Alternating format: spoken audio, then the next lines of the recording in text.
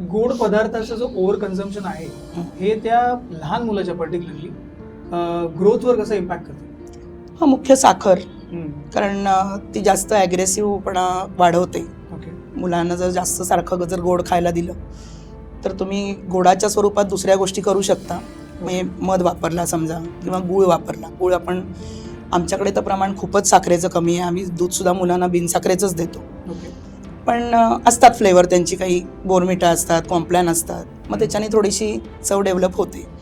पण साखर ही जास्तीत जास्त खाऊच नाही मुलांनी, कारण हल्ली लहान मुलांच्या ह्याच्यात पण खूप डायबिटीसचं प्रमाण वाढलं आहे. राईट. कारण खूपच सारखे एक तर बर्थडे केक हेच आधी खूप खाल्ले जातात. बरोबर. हां, आणि त्याच्यामुळे जितकी मुलं आहेत, हां, कोणाला कोणाचं तरी नाही birthday आमच्याकडे तर असतंच चालू, पण बाहेर पण पार्ट्या त्यांच्या खूपच बरोबर. चाललेल्या असतात. म्हणजे आज आईची पार्टी, आज बाबांची पार्टी, आणि एकत्र कुटुंब असेल तर सगळंच, म्हणजे आजी आजोबा, तर एकंदरीतच म्हणजे ते गोड खाल्लं जातं. राईट. तर त्याच्यावर आपण एक ऑप्शन काहीतरी वेगळा घेतला पाहिजे, की बाबा जरी गोड असलं तरी सुद्धा वेगळ्या स्वरूपातलं गोड म्हणा, बरोबर.